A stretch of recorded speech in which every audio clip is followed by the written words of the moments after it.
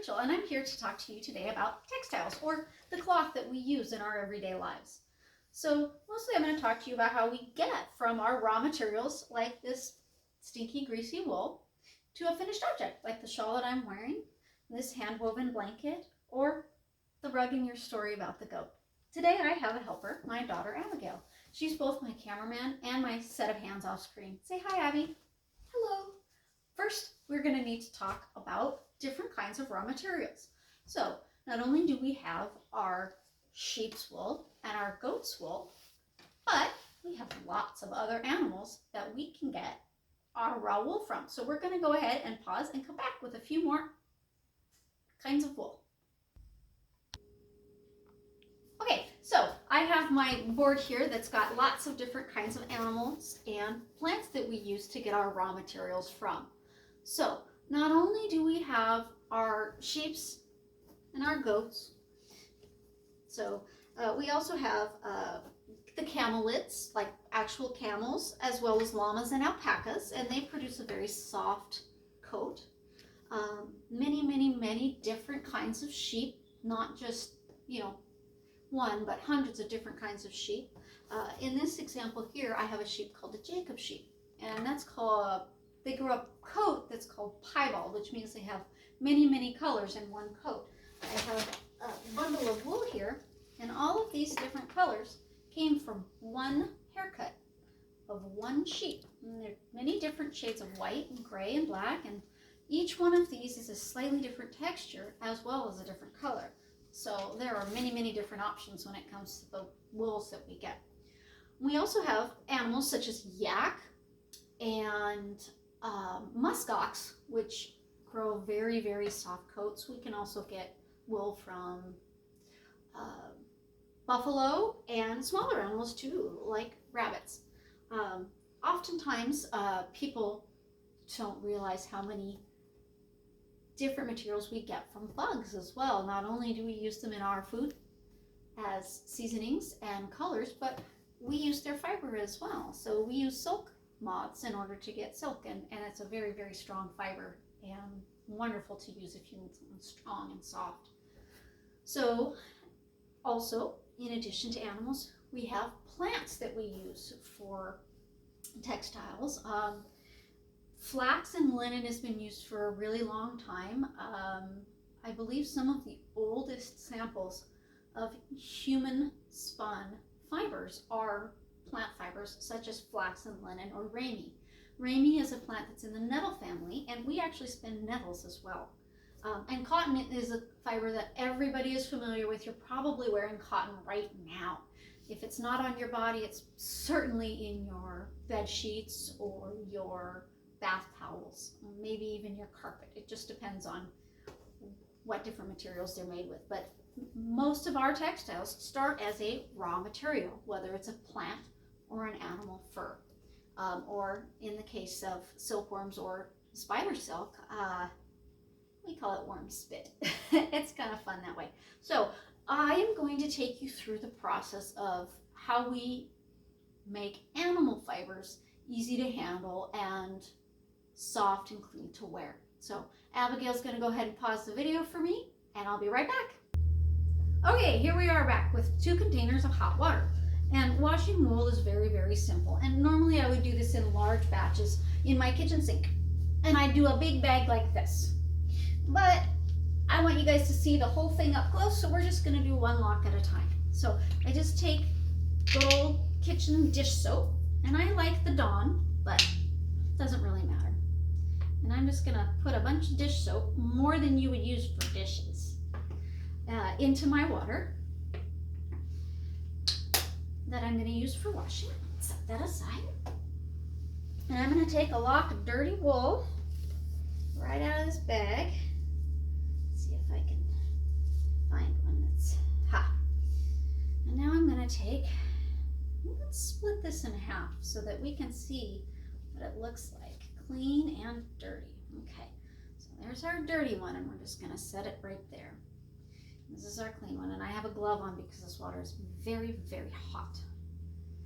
You need it hot so that all of that grease will fall out. Look at that grease falling into the water, coming out of the wool. Believe it or not, you've probably had sheep's grease on your face.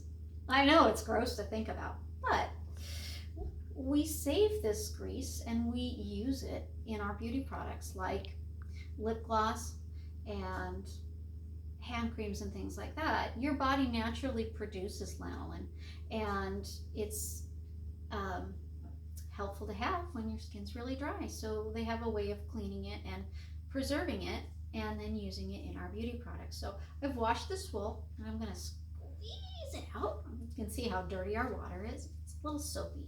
This is just plain water in the other bowl. It's the same temperature water that I used to wash, and I'm just going to rinse it out gently. Again, big project. I'd be using bigger bags and a whole sink full of water, and I reuse my water as well, so I am not wasteful, and I throw that water in the garden or somewhere that it needs those nutrients so that it's not somewhere it shouldn't be. Now that's kind of wet. We're going to leave it there to dry, and that'll get all fluffy as it dries, and when we're done we'll see what it looks like. I'm going to go ahead and do a lock of white wool too, so that you guys get an even better picture of clean and dirty. So here's our white wool, and let's take that lock and split it in half again so we have a comparison of clean to dirty. Dirty on the outside.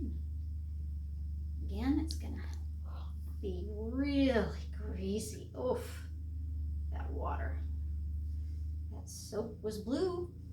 The water's turning green, so the grease must be yellow.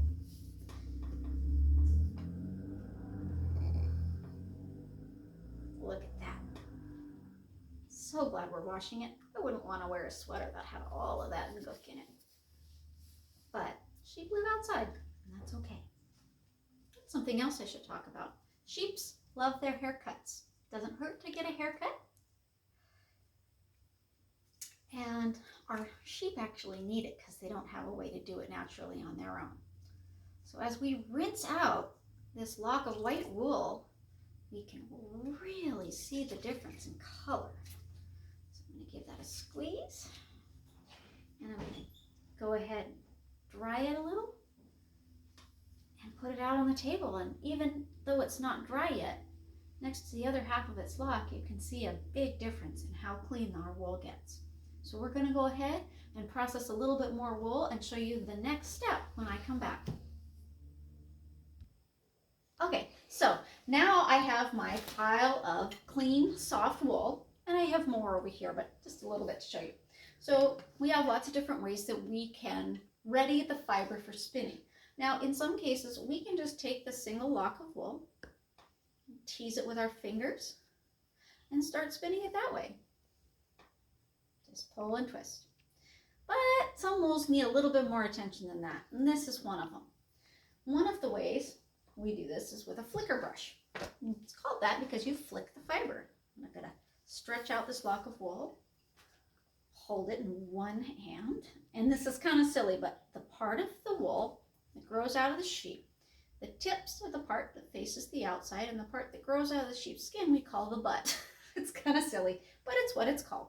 So I'm going to hold the lock of wool by the butt, and I'm going to use a little piece of leather to protect my clothing and my flicker brush. And I'm going to start combing from the tip to the butt.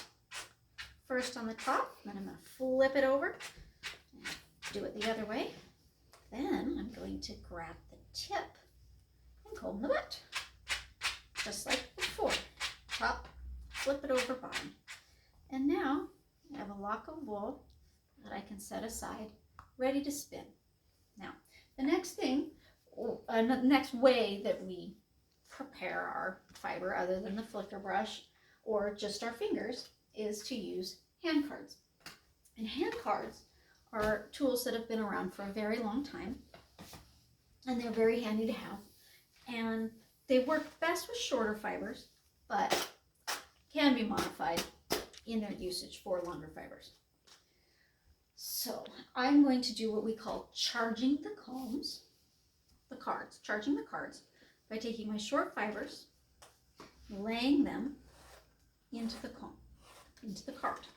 And I don't want to put too much on because it'll make it harder to comb. So just a little bit. Once I have enough in there, I'm going to take my cards and just start combing, just like I was brushing a hair. Brushing the hair of a dog or a doll or a sibling. You can see the fibers are starting to line up. Now I'm going to swipe them on. Most of the fibers are now on this card. Just start combing again.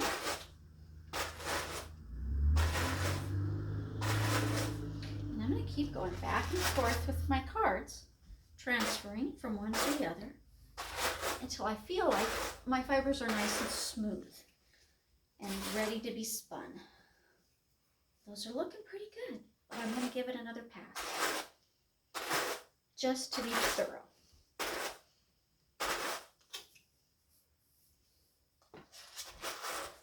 Now, scoop it up.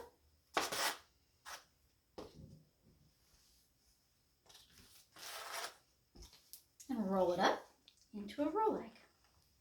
Just like that. Boy, we have some funny words in the world of spinning.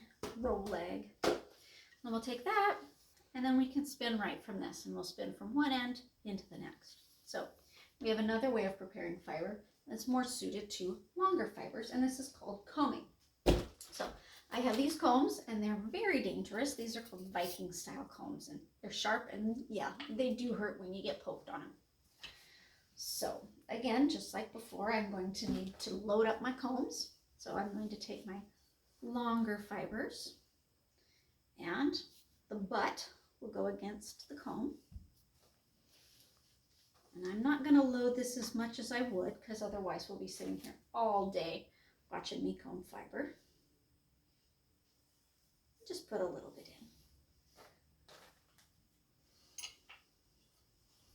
in. And I'm going to start combing.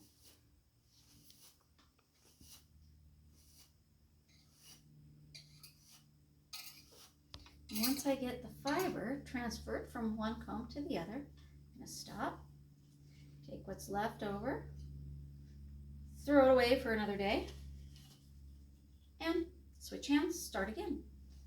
Just like with before, I'm going to keep doing this back and forth and back and forth until I get a nice, smooth fiber. Nice, slow, so you can see it stretch out. Okay. This is hard work too. Get your arms really built up after a while. So, take that off, don't need that. I think that's pretty well combed. So, take this and I'm going to start pulling. And I am going to grab my tool called a diz, and I'm going to use that to pull it through. Okay, so little diz, just got holes in it. I'm going to take my fiber and I'm going to put it through one of the holes in this little diz.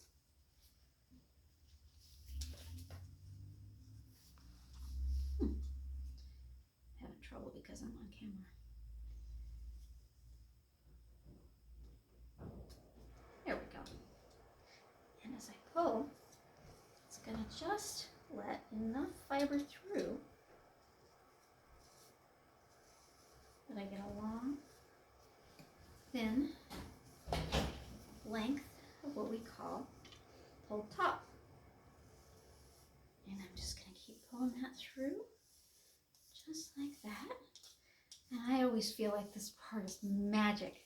It starts out as locks of wool lumps and comes out into this long, beautiful, soft, fluffy fiber, just ready to be spun on the spinning wheel or in a hand spindle, however you choose to spin your wool. So then I'm going to roll that up into what we call a bird's nest and set it aside for my spinning. So next up is the spinning wheel and the spindle. So we're going to pause our video again and go get that equipment. Okay, I'm all set up with my spinning wheel here, and this is a modern style spinning wheel, not the kind that we see in Sleeping Beauty and whatnot. And actually, Sleeping Beauty had a different style spindle. This is a bobbin lead spindle, and she had what we call a quill head spindle. And I actually have one of those right here, and I'm going to grab it and show it to you. Here's my quill head spindle, and this would sit on my spinning wheel just like this. And this is what she would have pricked her finger on, because before we had bobbins, this is the way that we spun our wool. So I often get questions about that a lot. So, okay, right now I have a nest of wool that we made from some of that gray wool that I washed earlier. Now, I did more than just that one little lock, so I had a little bit extra. So I'm gonna let that unroll and fluff up, get that nest ready to spin. I have a liter of wool already on my bobbin that I'm going to use, and I'm going to just start spinning. And when I press the pedals, they're going to move what we call the footman. And the footman is going to spin the wheel, and the big wheel is attached with this band to the flyer, and the flyer is what spins around and twists the fiber for us. And it'll draw onto the bobbin as we go. So I'm going to add twist, and I'm going to go ahead and just let the twist grab that fiber. And the faster I pedal, the more twist we get. In between my hands, there's no twist. When I let go, there's twist. No twist, twist. This is wool, this is yarn. Just wool, now yarn. And as I move forward, gathers on the wheel. If I want a thicker yarn, I don't pull as much out. So I'm going to spin a thicker yarn so that maybe you can see it a little bit better. Here we go. Thicker yarn going onto the wheel. Just like that. And that's all there is to it. Twist is what holds yarn together. So we can do this in lots of different ways. Not only with our spinning wheel, we have other tools that we used long before spinning wheels were invented. One of those is called a drop spindle. So I have one right here, and it works very much the same. It's going to twist just like the spinning wheel did, and I'm going to overlay my fibers so that they twist together. And then I'm going to start spinning my spindle to start grabbing that twist and making my yarn just like that. Very simple. And once the spindle stops, you have to stop and get it going again, or your yarn will untwist. And once I have so much yarn that I can't reach anymore, I stop and I wind it onto the bobbin. Or in this case, it's called a cop on the shaft of the spindle. And the spinning wheel does that for you, so it's a little bit faster. But unlike my spinning wheel, I can take my drop spindle to the grocery store with me. It's kind of handy to be able to do on the go. In fact, shepherds would often spin their wool while they were tending their flocks out in the fields. So that's pretty cool. Those are the real basics of spinning. Once we get our fiber all spun into what we call a single, we're going to twist it together with a sibling fiber from another bobbin. And what that's going to look like is a twisted yarn like you're used to seeing in the store, just like that. And I have a few finished yarns here that I'd love to show you because they're really, really colorful. So let me grab them. They're right here.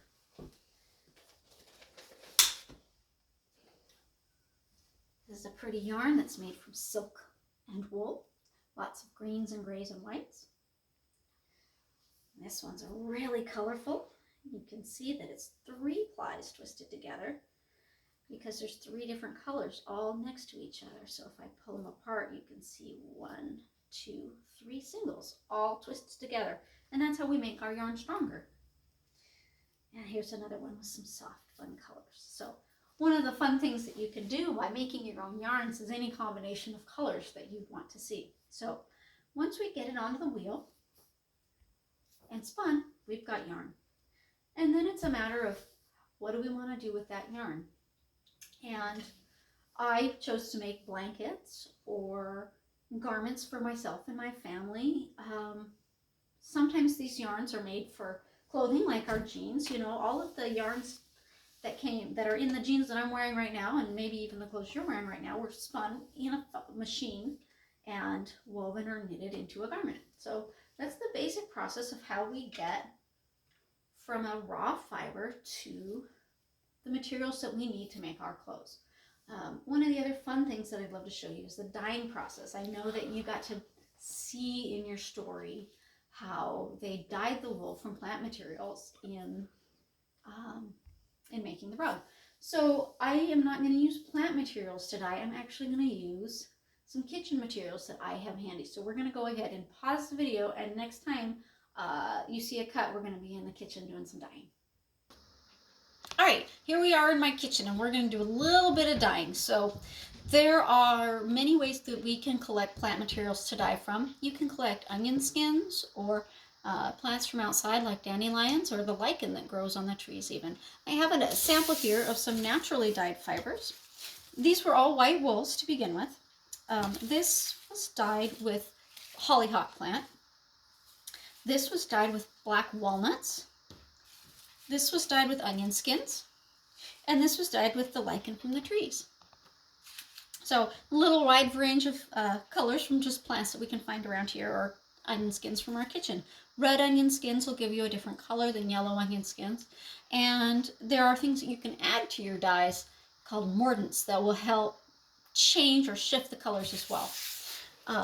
Another one I used some of that gray wool that we had at the very beginning here, and that's what it looks like, just all spun up into a yarn but no dye added.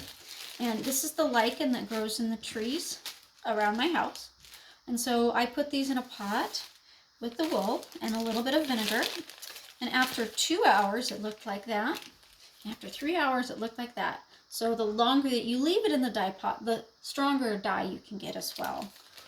So let's go ahead and do some dyeing of our own. Today we're going to go ahead and use some things I have left over from my weekend. You might have some of these left over too.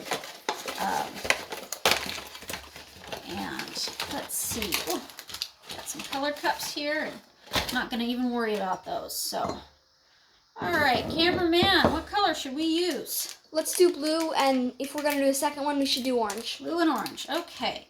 So I'm going to take the blue one, and I'm going to plop it in there. I'm going to take the orange one, and I'm going to plop it in there. You can do this with food coloring too. Just make sure that you use a little bit of vinegar, because vinegar is what's going to help those. That's what we're going to use as our mordant today. And mordant is what allows our wool and our colors to bind together. So I am going to go ahead and use a dash of vinegar in both of these.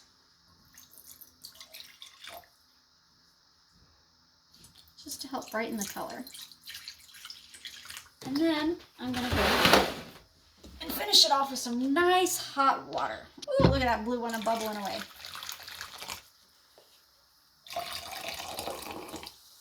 So we're going to let those fizz and swirl, and because this is food safe, I can go ahead and use a kitchen spoon. Wow, look at that. Now, even though these are, wow, that's really yellow. I thought we had orange, but I guess I grabbed a yellow one. Well, guess we're going orange and, oh, we're going yellow and blue instead of orange and blue. All right, tablets are taking a minute to dissolve, so I'm going to help them out by crushing them up. Okay, now we're going to go ahead and just plop our wool right on in there, and I'm going to leave this spoon out. So let's do, we have some wool that we've already combed in a nice little nest, and I'm actually going to unfold it for this, because when it gets wet it's going to want to tangle up, so just try and keep it tidy. Put it down in the water here. This is right about where it's time to put the gloves on if you don't want blue fingers. I have blue fingers a lot. Now, something that we're seeing happen right here is called hydrophobia. The wool likes to push the water away from itself. It's going to actually take a while for it to go ahead and absorb. I'm going to go ahead and add a little more water to get better coverage. Probably going to need that in here too. So let's go ahead and take this one. Let's use the other end of the spoon so we don't mix our colors up. Now that water's deeper, so that wool is soaking in a little bit faster. Ooh, that's certainly hot on my hand. Okay, now we're going to just let these sit for a while. If you want to speed the process along, you can put it in the microwave. So that's what we're going to do. I don't know if you can see the microwave behind me, but I'm just going to stop the video and I'm going to cook these in the microwave for 3 minutes, covered with plastic wrap. All right, we've had time in the microwave with our wool and our dye, so we're going to unload it here and see how we do. Try not to agitate the wool.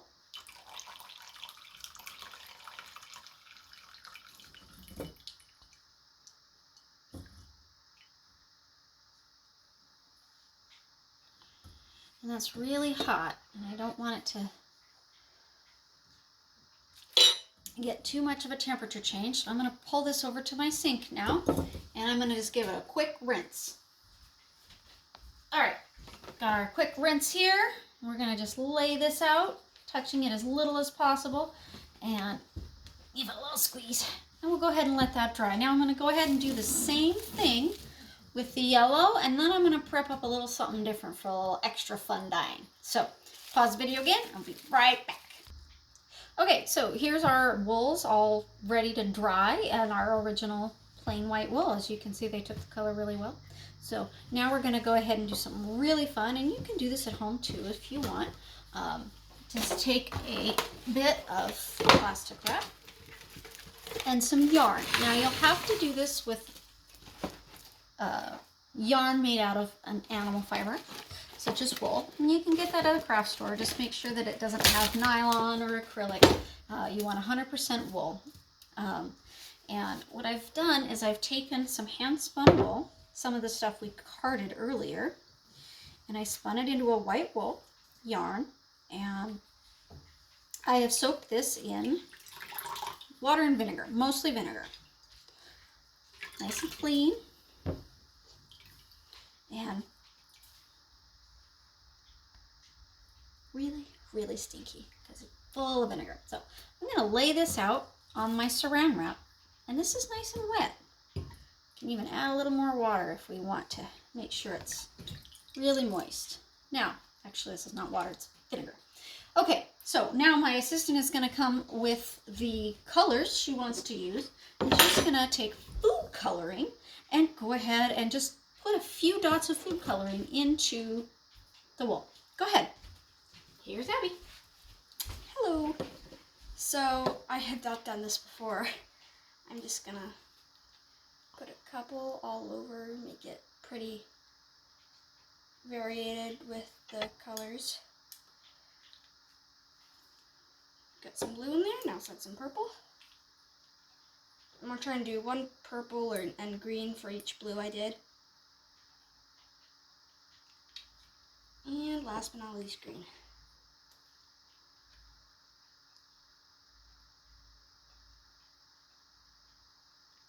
All right. So she went ahead and picked the colors, and now we're going to wrap this up and squish it so that that color spreads throughout the yarn.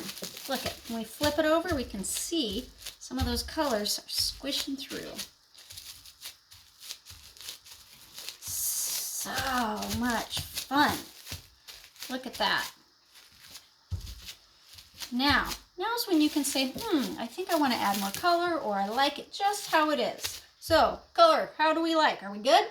Can I put a couple more dots of the green in there? Let's add some more green. So, oh goodness, we're going to have to wipe off our counters. Oh but my. that's okay. That's what counters are for. So we're going to open it up. And you know what? I think maybe even we should flip it over and get some on the other side. Go ahead, bring in the color. I think I'm just going to add a little green because we didn't get quite enough of that in our last bit. There we go. Cool. Fold it back up. Roll it up. Now, I think, make sure that it's wet enough. And I think it is. So you don't want to cook your wool. And now what we're going to do is we're going to go ahead and put that in the microwave for a few minutes and heat set that yarn. So we'll go ahead and pause the video and come back when it's nice and steaming hot.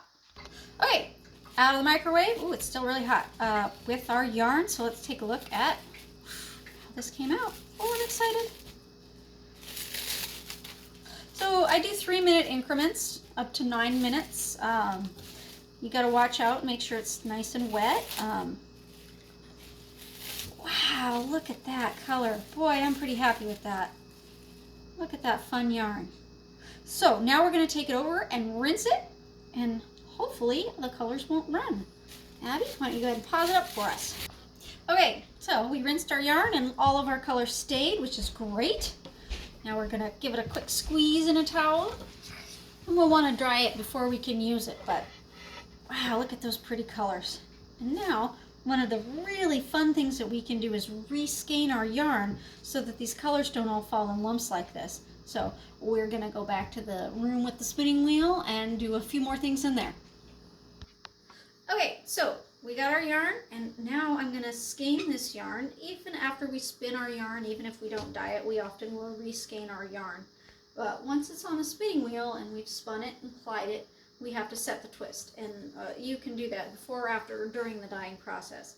So this tool is called a nitty knotty. It's kind of silly and fun to say. Abigail, I'm going to need your hands in here. Would you come sit on the floor and help me out? You stick your hands in here like this. Perfect. So it's in a skein on Abby's arms, but we're going to have colorful hands. Rewind the skein onto the nitty knotty so that all the color falls out at a different rate. And part of the reason it's going to look different is because basically the circle that the yarn is in the skein is a different size on the nitty knotty than it was on Abby's arms. And it's going to redistribute the colors so they don't all fall in the same spots that they were in when you dyed. And you can keep your fingers open, Abby, whatever you need to keep that yarn on your hands. Now this would go a little faster if the yarn wasn't still wet, but it's going to dry quicker once we get it in this bigger hoop too. So I have had so much fun telling you about fiber today and dyeing these yarns and fibers. And I would really love it if you guys have any questions to submit them to your teacher or make a comment on the video, and I will do my very best to answer them with another video maybe of answering questions and adding different things. Like, you know, gosh, can you spin tiger fur? No, it would be silly to do, and it would be very uncomfortable. How about bear wool? No, not so much. Cat fur though, dog fur, yes. So if you have any questions, I'd love to hear them. Look at that, our finished up skein that we made today with yarn that I showed you how to wash and comb and spin and dye. Now I'm winding a skein, and it's going to look a lot like the skeins of yarn that we buy in the store, and we made that all here today. Look at those colors. Thanks for your interest in our fiber.